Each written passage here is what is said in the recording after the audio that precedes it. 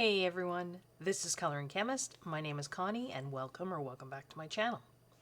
Sorry about the glare here. We will hopefully get rid of that in a minute.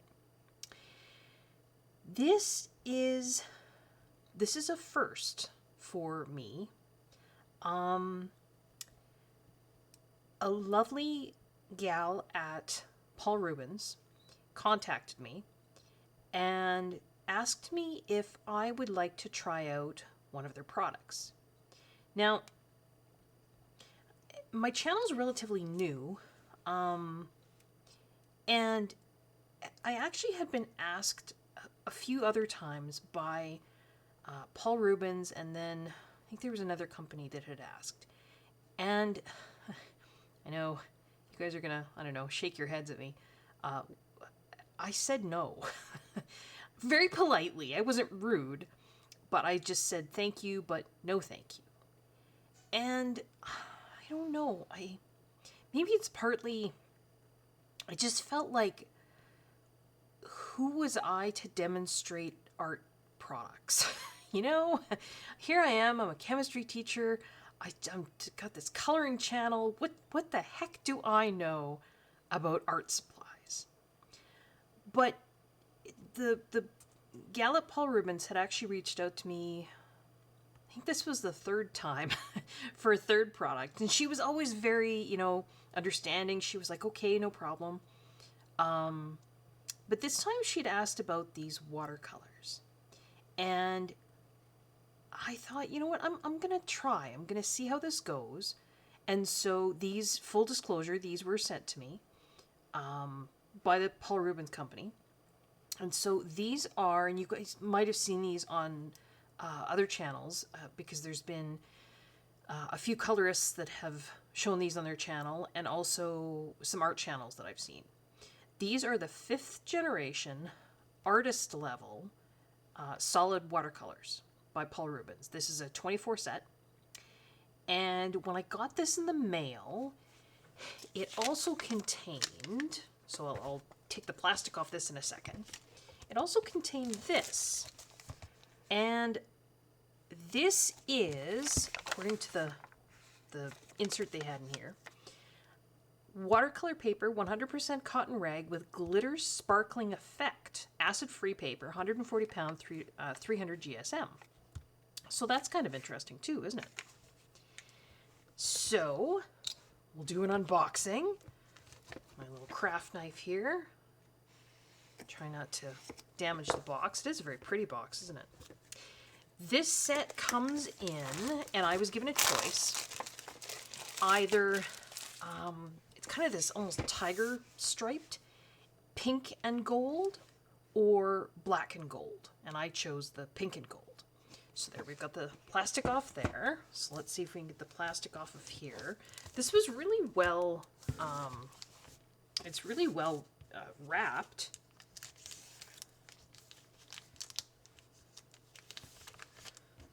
The lid back on my knife before I damage myself. Oh, maybe I still needed it. So, I just, this is a new thing for me. I was very, very flattered that the company had seen my channel, and, they obviously they're wanting to get their product in front of eyes, right? I mean, that's what they're wanting to do. I have used Paul Rubens products before, and once we get into sort of taking a closer look, particularly at the paints here, I'll get out some of the other Paul Rubens products that I have so we can take a look at those as well. But I thought, well, before we look at the paints, let's look at what's in here. There's kind of a little,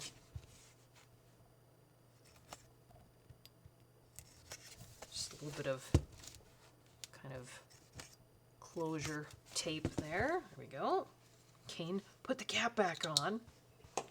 I'm kind of a klutz. I have stabbed myself before. So it just kind of slides off like this. And inside, oh, it's in a baggie here again. There is, it might say how many sheets, but it's in Chinese, and oh, 16 maybe? I don't know if you can see that. There's a little 16 there. It says 19.5 centimeters by 27 centimeters. It looks to be a little taller and thinner than a typical... Hang on, I'm just getting a piece of paper here. So I'm in Canada. So we have, you know, US sizing for paper. Let's get it out of the... It's in sort of this really soft plastic bag. Oh, on the other side, it just said Paul Rubens. I don't know if you can see that. That's very cool. Can I get the lights to pick it up? Maybe? It's going to be a tough one. The glitter is very subtle. It doesn't come off on your hands. It does seem to be on both sides of the paper. The paper does look, I would say, more textured on one side than the other. But yeah, there's this really subtle glitter effect. I don't know, I can't see on the camera if it's picking that up or not. But in terms of size, so this is an 8.5 by 11 sheet of paper here in Canada and the States. That's what we've got. So this looks a tiny bit shorter and narrower. So just in case you were wondering in terms of how it looks size-wise.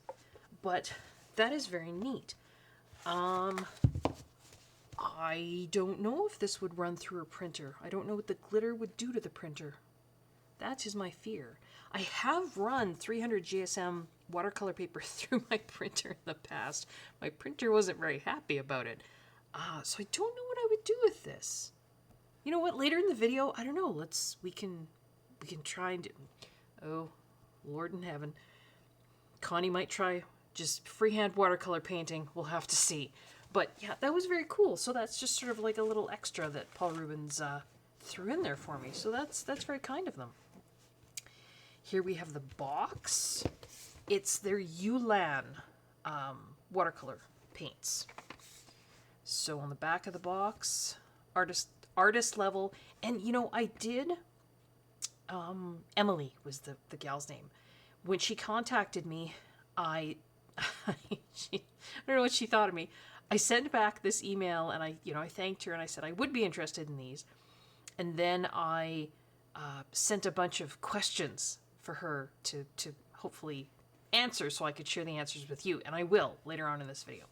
So we've got artist level solid watercolor pigments, specifications, 24 colors, storage method, protected from prolonged exposure to direct sunlight and moisture to prevent dissolution or deterioration of the pigment, suitable for people over 8 years old to use, quality guarantee period, 3 years, and then it's just got some information there about addresses, warning, prevention of accidental ingestion. I mean, don't eat your paints.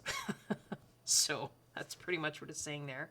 It's got some QR codes. I'm not sure what those are for. It's just some Chinese characters there, but yeah. So very sturdy, very nice box. So we can get it open here.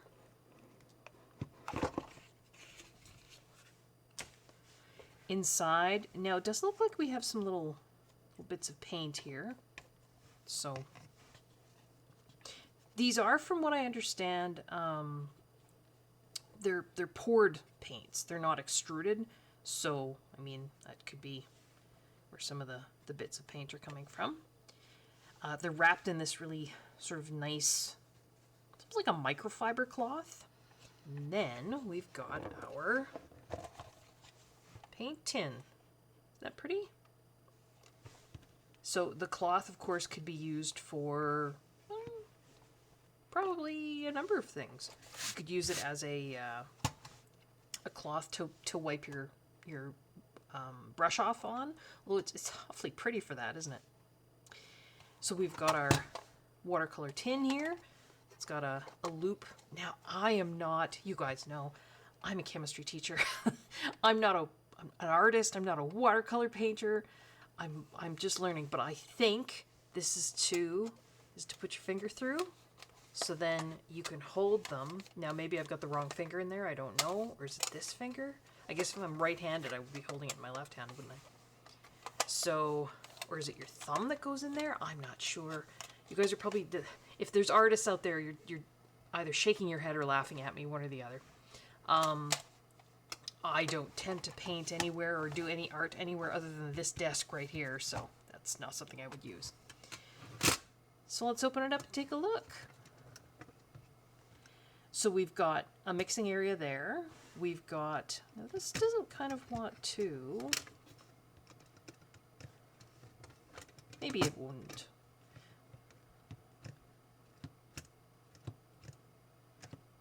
Yeah, I would have thought that would have, maybe not though. I guess if it tilted down, then the paint would run all the time. So it does actually lay, it's relatively flat. And then we've got our paints.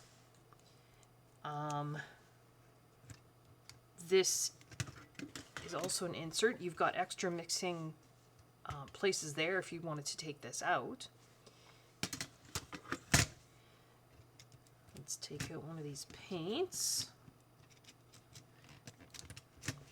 If I can, just gonna push that back a bit. There we go. So each paint is individually wrapped. Excuse me. Looks like you can just slide them out though. I've had other paints, I think even Paul Rubens paints, that were sort of foil wrapped. So this is a little bit quicker and easier. So you can just slide it out. It says Naples Yellow B229 on here. The color carrier is gum Arabic gum. It has pigment information on the side. It talks about weathering resistance. That was one of the questions that I asked them, and we'll sort of talk about that a little bit later in the video when we sort of really get to using these paints, because I was curious if that was the same as light resistance or light fastness, and it's not quite the same. It's got, yeah, so this is all English here. I'm assuming it's the same thing in Chinese characters on this side, because then there again we've got some pigment information.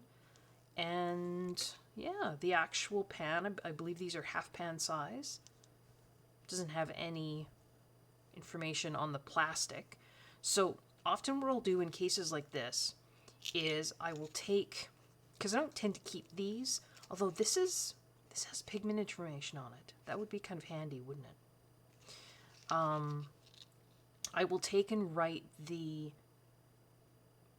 either the name, the paint name, the color name, or the name and the number on the actual pan, just in case I happen to get these out of order somehow. And so then, not that I guess it would matter, but then at least I would know that this was, Naples Yellow B229. Now, I'm curious. I'm just going to go back to checking. Oh, there we go. I was going to say, usually Paul Rubens tends to give you a swatch chart. It was underneath the pan when I took it out. Actually, it was underneath the cloth that was in here. So if you do happen to purchase these and you're not finding the information in the swatch card, once you take the paint pan out, just take the cloth up and it's underneath there. So we've got a pamphlet. Looks like maybe it shows you all the colors you can get. This is the 24 set. So we're looking at 1, 2, 3, 4, 5, 6. 1, 2, 3, 4, 5, 6, 7, 8. So that would be 48 colors total. So they might have a larger set than this. Lots of that is in Chinese. Yeah. Looks like their swatch card is actually on the glitter paper too. Yeah. And then we've got, this is why writing the color number on the actual pan is probably going to be a good thing for me. It's got the color name in Chinese characters, but the number B229 is in English characters. It's also got the pigment information here. So yeah, I don't necessarily need to keep the wrapper if the pigment information is on this card. Very cool. So I think what I will do is I will pause the video. It will be a little while for me, but just seconds for you. I will take all the wrappers off of these paints, and then we will come back and we will, I think, swatch them together. All right, so I'll be back just in a few seconds for you. All right, I am back. So I have unwrapped all of the little paints here. I've also, I don't know if you can see this or not. Let's see if I can tilt it a bit. Can you see on the very sort of top edge, maybe, of the paint pans, I have written in a Sharpie, so just on the very edge there, the color number, just so I can see it peeking over top the edge there. And then I did the same thing the other ones, just so that I can look at a glance and compare this number to the number on here. I also, when I was taking off the labels, wrote the color names in English on the swatch card, just because I think they're only there in Chinese. The swatch card has the pigment information, so that's nice. And just before I get to swatching here, I thought I would give you some info on the paints. So when I was in contact with Emily, who was the contact that I have at Paul Rubens, I asked her some questions. So there's some information on the Amazon listing for the paints, which I will include in the description below.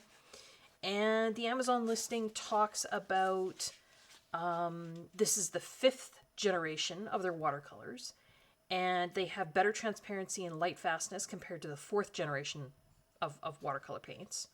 New color scheme, more luxurious packaging. YouLan, which is the Sears name for these, means orchid born in a valley in Chinese. And it says that in China, the orchid represents a gentle, reserved, and humble image. That's nice. It says this has more advanced colors. So they say that's a new color palette that's more sophisticated and smooth compared to the fresh colors of Paul Rubens' 4th generation tube watercolors. Now, hang on one sec. I'm just going to grab something here. Sorry about that. I should have had those things ready. I think this is the 4th generation tube watercolors they're speaking of. Now, I apologize if they're not. I had purchased these a couple of years ago, and they come in a really nice box. It's really thick. I mean, the cardboard is, you can't even really bend it. So it's a super nice box. There's 36 colors in here, and it's like a little protective cloth over the top. And they are 5 ml tubes of watercolors. Names, color numbers. Just trying to see if so we've got 311 vermilion. Do we have a vermilion here? Just trying to see if the color numbers match between here and here, but I don't know. Quinacridone rose. No, it doesn't look like it. So yeah, this was 36 colors, and I had purchased these on recommendation of Lindsay the Frugal Crafter, who has also done a review of these YouLan paints as well. And I took those 36 tubes and I put them into this is just a paint tin that I bought empty on Amazon. These ones are different. These are some of the Prima watercolors, but this row, and this row, these are the 36 tube watercolors. And I swatched them here. This is not watercolor paper. This is just, I think it's the Accent Opaque. It's the one I used for mixed media card, but they're nice colors. So I think this is what they're calling their 4th generation, the ones in tubes. So we'll have to see how that compares with their 5th generation now. Now, I do also own, in terms of Paul Rubens products, I have the 48 set of their beautiful metallic, you can see that there, right, pearlescent. And I also have the 24 set. Now, did I need both the 48 and the 24? No, I did not. But I got the 24 first, and they were so pretty. They're like little jewels in there. And so then, you can see I have used them. Oh, this is just an extra paint that I stuck in there. That I got the 48 set. So, yeah, I do have the 24 and the 48 of these ones. And I think the same company also produced this Mylang. Now, Lightwish, which I don't know if they're a distributor for Paul Rubens, because these aren't Paul Rubens paints. These are the Mylang, which I think is the Pretty Excellent paints. And then we've got, so this was a 48 set. We've got 36 colors and then 12 of the specialty, like but I mean flash red, flash purple. These are a lot of the same colors that are in those, the Paul Rubens metallic and iridescent sets, right? The flashing pearl. So, yeah, just some other products of Paul Rubens that I own and definitely have very much liked using. So yeah, that's why I thought, you know what, when they offered me, just putting things on the side there so I don't have an avalanche, when they offered me this new set to try out, I thought, why not? So yeah, they were talking about 4th generation. So this color palette is more sophisticated. This is more artist grade, because when I asked Emily, what did I ask her? I had asked her what the difference was between this set of 24 paints and the previous set that was in, I think it was an all pink tin. Now, that's not the tubes, mind you.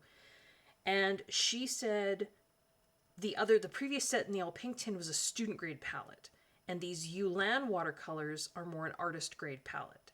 In terms of color selection, she says, it's apparent that YouLan watercolor offers a more advanced palette, better meeting the needs of professional watercolor artists. Now, I am not a professional watercolor artist, so I can't speak to that. Just in terms of some other questions I had asked Emily, I just thought I would cover that before we did the swatching here. I asked her what the binder was, because I asked her if this was animal source or non-animal source, and she said these are not vegan. Most of them, I think, use gum arabic, but she said there might also be some oxgall in here. Now, I thought oxgall was more for oil paints, but again, I'm not an artist. I could be wrong on that, but just, yeah, these are not vegan. I had asked her, about that concept of weather resistance, right? Because on it's on the literature, and I also actually printed this off of Amazon. So this was the color chart. Now, I wrote some information on here about the actual pigment names, because of course they give pigment information. But the plus signs, and this was on the little pamphlet that came with these, the more plus signs, the more weather resistant. So it looks like it goes on a scale to 5, but there are some 3s. And I had asked her if what they were calling weather resistance was the same as light fast. And she said no, not exactly. She said it's not entirely equivalent to light fastness. She said weather resistance refers to the color change that occurs when colorants and polymer systems are exposed to sunlight, natural temperatures, and dampness. The best rating for weather resistance is 5, while 1 is the lowest.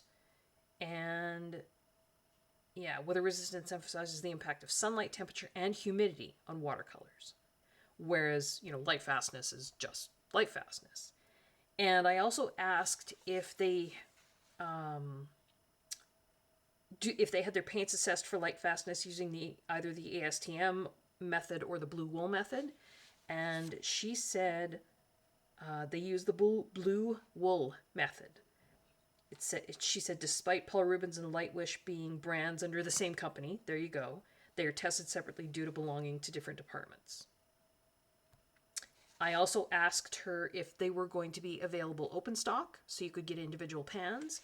And she said, we are collecting consumer opinions and suggestions, and if necessary, we will offer open stock based on the most popular individual colors. Sorry if my voice kept fading in and out there. I was turning my head to read.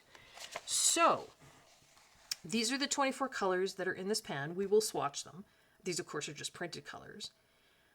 Lots of these are single pigment paints, which from my understanding means that when you go to mix colors, you're less likely to get unexpected combination problems, right?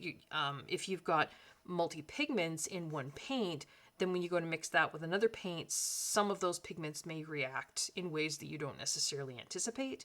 And so, yeah, Naples yellow has more than one pigment. And I, just for my own sake, went and researched and wrote down, because I don't have the pigments necessarily memorized.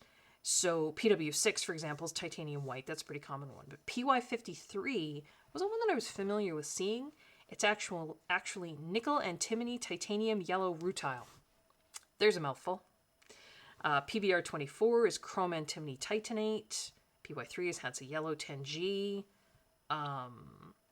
We've got different Hansa yellows here. We've got quinacridone violet. This was a great one. I love the chemical names. For those of you that aren't familiar, and I think I probably mentioned this earlier in the video, my apologies, I'm sort of recording this in sections. I'm a chemistry teacher, and my degree was in organic chemistry. So PO62 is something called benzimidazolone orange, H5G. That's an awesome name. Benzimidazolone orange. They call it chromium orange hue. But benzimidazolone, that's an awesome word. And then we've got cadmium red, two different versions of quinacridone violet here, PV19 and PV42. One leans more rose, one leans more kind of pinky. We've got some phthalocyanine blues. Yeah, I mean, there's a great color. It's just called artistpigments.org, I think. It's a website where you can look up the different pigment codes, and it'll tell you the actual chemical name of the pigment. That's just what I was looking at here. Yeah. Oh, there's benzimidazolone orange again, mixed with phthalocyanine green to produce olive green dark.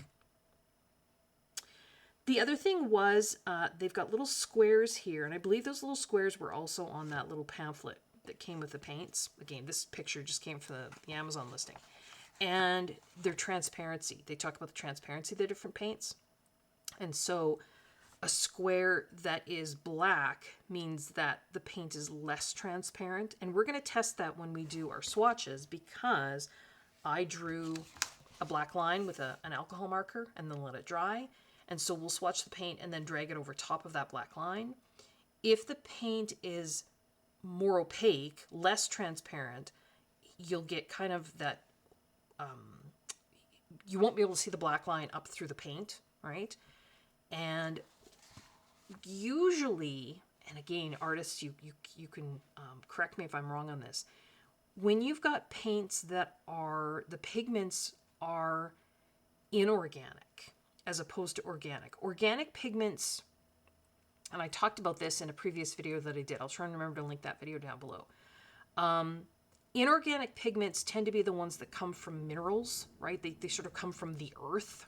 I think they're often called earth pigments as well. So things like ochres, basically stuff you're mining out of the ground, or you're mining an ore out of the ground and then you're getting pigments out of that, you know, something like that. They tend to have a little bit less transparency. I don't want to say they're chalkier, but sort of. Not to say these paints are chalky. I haven't played with them yet.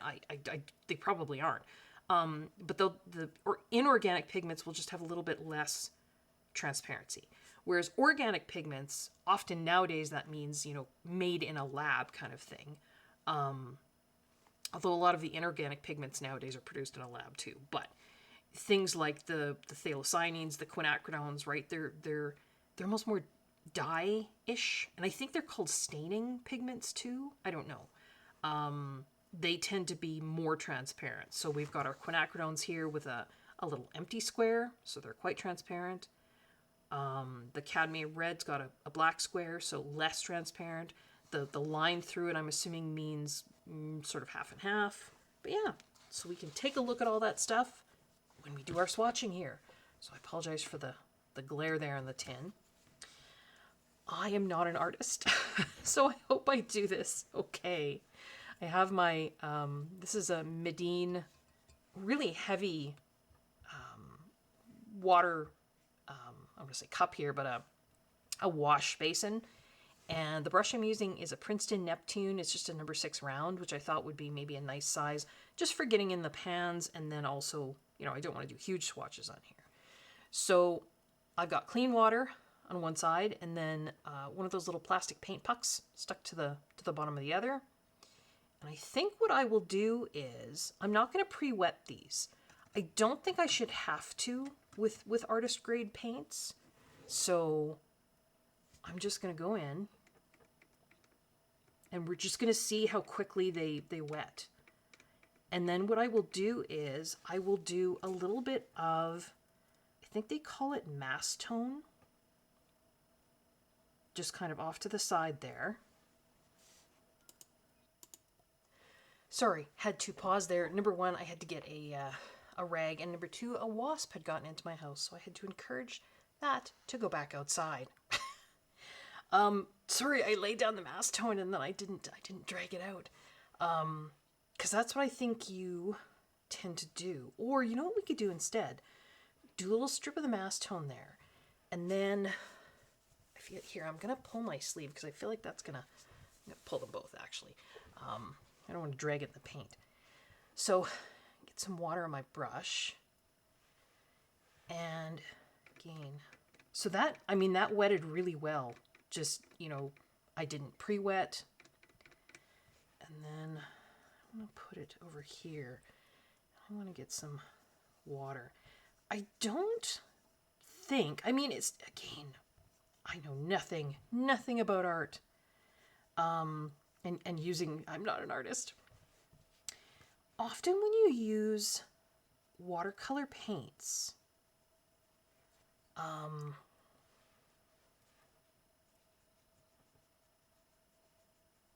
I think you tend to use them sort of from a palette. You're not using them directly from the pan. Now, I could be wrong on that. So what I did there was, so maybe we'll do that sort of going forward. We'll do a little bit of just straight color from the pan. I think they call that mass tone. We'll put just a little strip of that here. And then, sorry, now that I don't have to change things from, or go and get the wasp out of my house, I can just go straight into putting some here, watering it down a bit, and then doing a more watered out version of the color there. So I think that's what I'll do. I probably will speed the rest of this up, just so you guys don't have to watch me sort of swatch 24 different colors. And then we'll come back and we will talk about the colors themselves, and then maybe I'll try them a little bit in a coloring book. But in the meantime, yeah, just enjoy seeing some of these. And of course, I don't know if you can see, there's like the paper they gave for the swatching, and I think I mentioned this previously, it's actually their glitter paper, which they very kindly gave me a sample of. And so it's I think it's watercolor paper that's got yeah, just some glitter in it. And it's giving kind of a funny texture.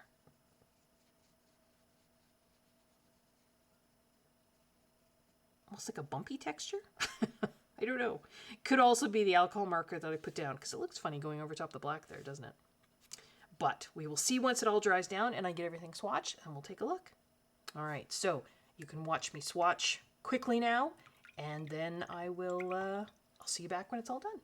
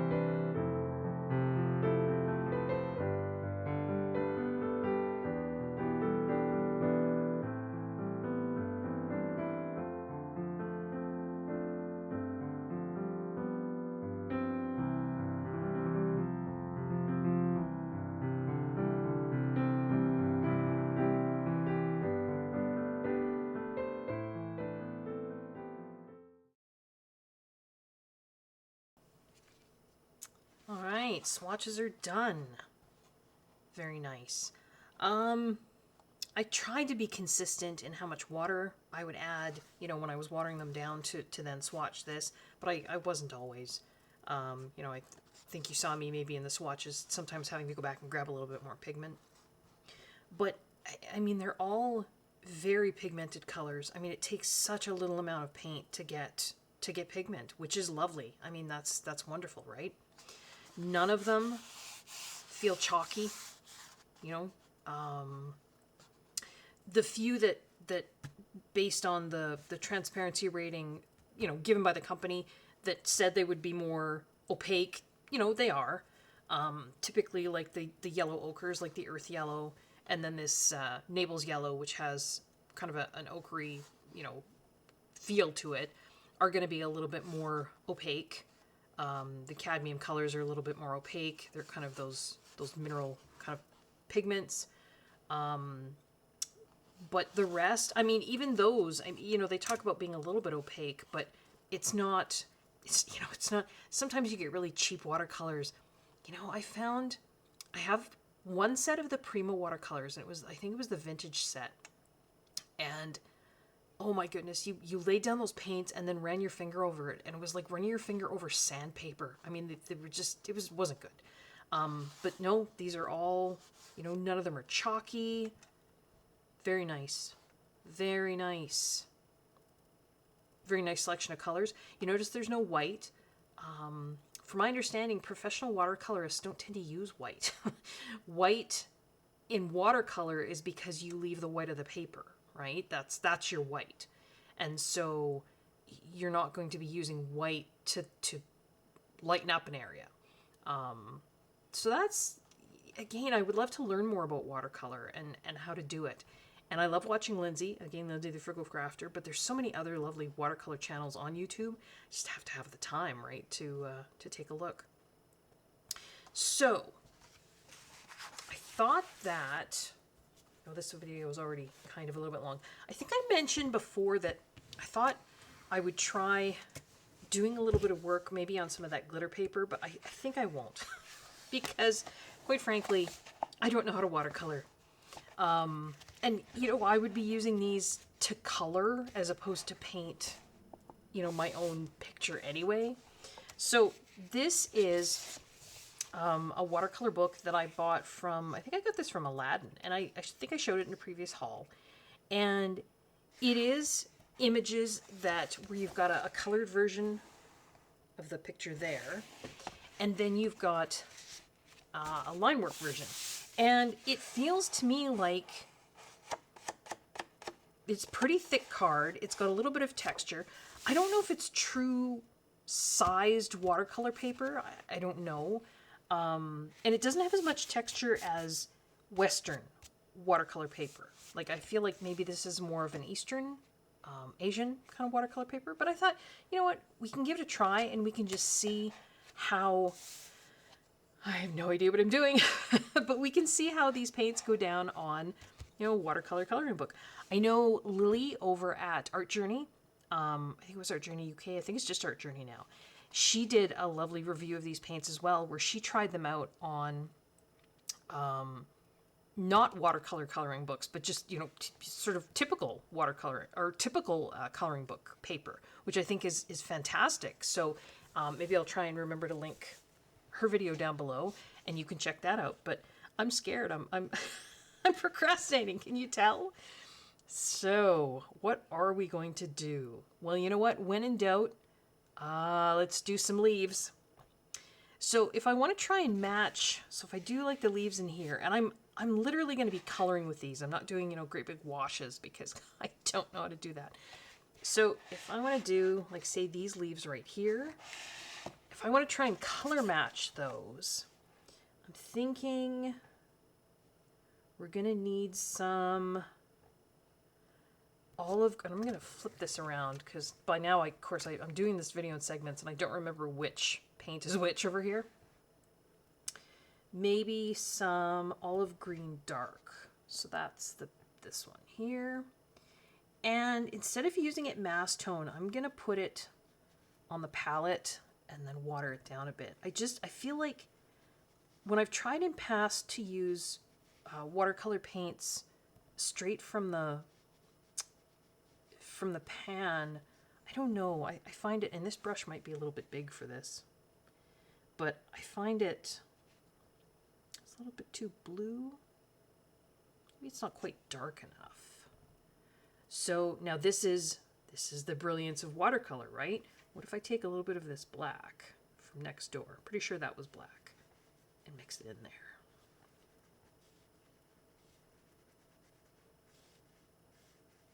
What do we get then?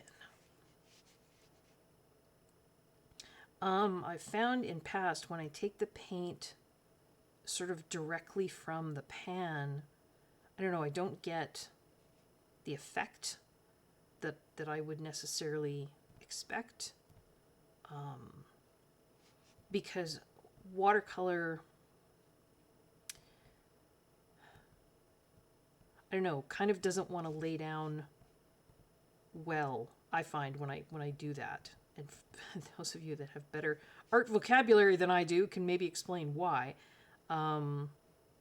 It seems like it doesn't, I don't know what the term is. It doesn't want to blend. It doesn't want to mix well when I do that. It's almost like I'm trying to lay it down like acrylic. Does that make sense? Sorry, I could be zooming in here. Not that I'm doing anything super talented here. I'm basically just filling in these leaves, and I'm kind of letting the watercolor kind of do its own shading. You know, I'm not really worrying about putting two different colors and trying to blend and shade on the page. And I've tried to do that in past with watercolor as well. And what I've found is if you're going to do blending, you know, like you would with, like I did over here, I think I was trying out, was it Pitt pens? Or maybe I was trying out the Zig Clean Color brush pens. I think maybe that's what I was doing with this plant here. And so I had some dark at the bottom, and then I was, you know, kind of pulling it out and shading to lighter at the tips. I find that if you do that, if you try and do that with watercolor, while the one color is still wet, I don't know, I can't, maybe I just don't know what I'm doing. That's entirely possible. But I find I just can't get it to do what I want. So I'm wondering if, you know, you sort of put down this layer of color first, like I'm doing here, and then if I want darker at the base of the leaves, wait till this dries, and then maybe go back with some darker color at the base. Because if when they're wet now, if I try and go in with darker at the base, I don't know, it's like I'm pulling up some of the other color that I've just laid down. I don't know, I just find that it doesn't work well. So if you can, I can even try and zoom in a bit so we're not so far away here. So I mean, that's what I've done. You can just see I've just done those leaves right there. It's very fast, right, going in. And I like the watercolor look. I'm really not showing them off to any kind of, you know, effect here because I don't know how to watercolor. But you know what? Let's see if we can do some of this tree over here. Now, this tree, I'm looking at the page above, the printed image above, definitely has some darker and lighter. So I'm going to say let's go in with, again, some of this olive green dark. And I'm just pulling more of it off to the side here and putting it onto the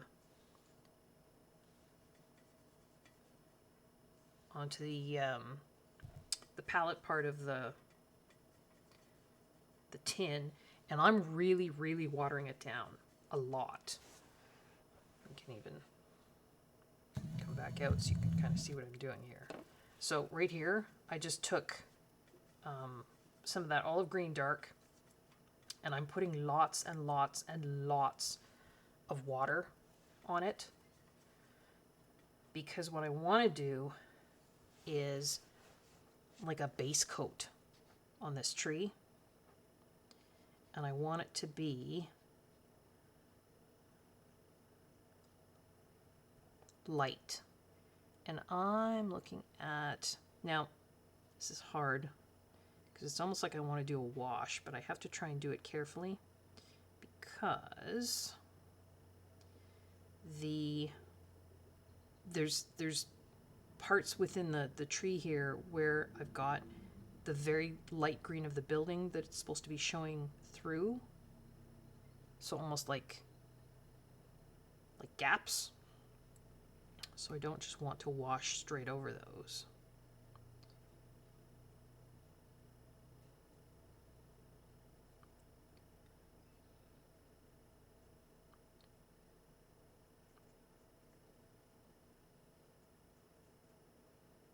I think I did wash straight over one up there, but that's okay.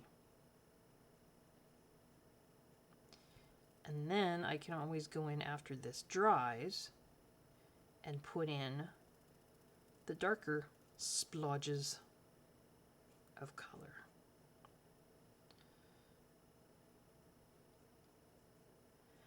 But I mean, it's watercolor, right? So I'm trying not to worry too much.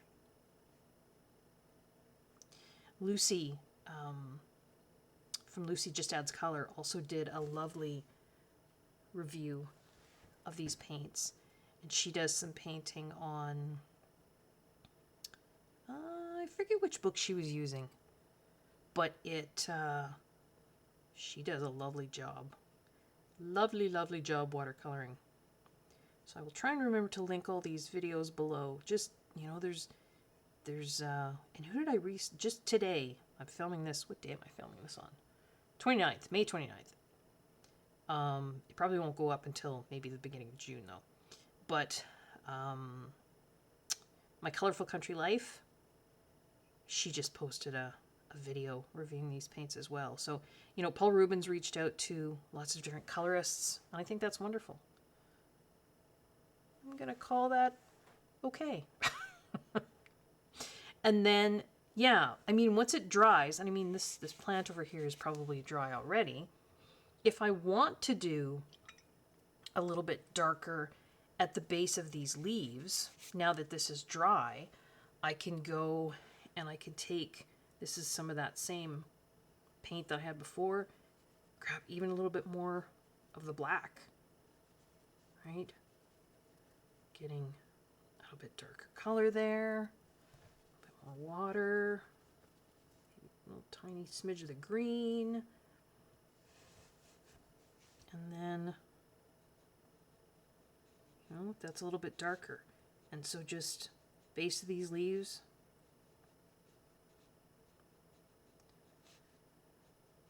I think if you want to, you know, have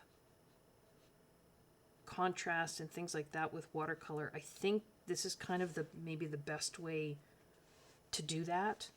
And I maybe could have even been darker than that.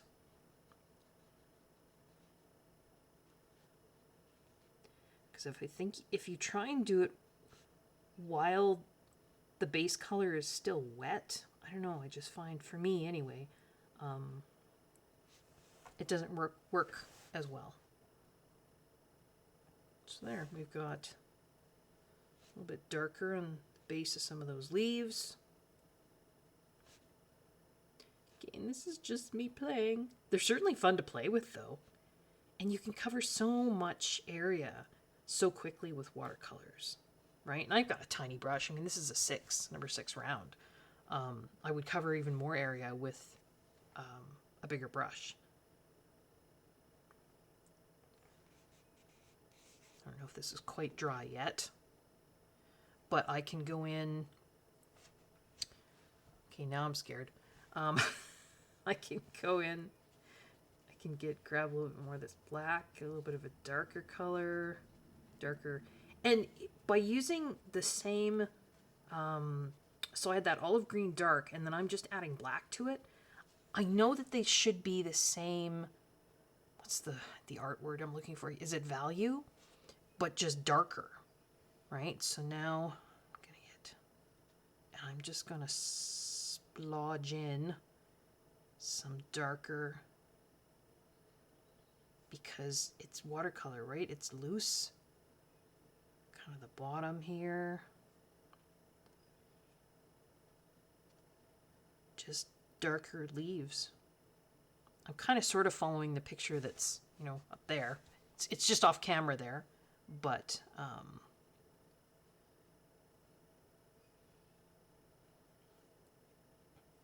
so yeah, I mean, it's watercolor, it's loose, right?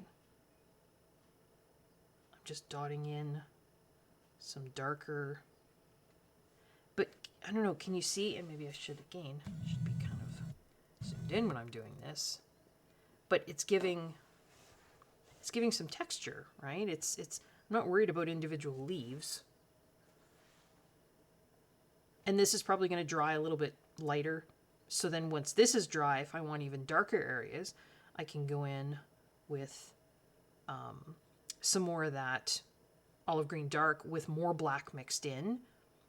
Or I can mix some of that olive green dark maybe with some of the May green, that really pretty light color, and give more, because this is a very green. If I wanted more little bits of highlight with more of a yellowy green tinge, right? I could do that. Yeah. That's fun. So there you go. Some beautiful watercolor paints from Paul Rubens, 5th generation, 24 colors, which I think is a really great selection of colors. Doing a little bit of coloring in a coloring book.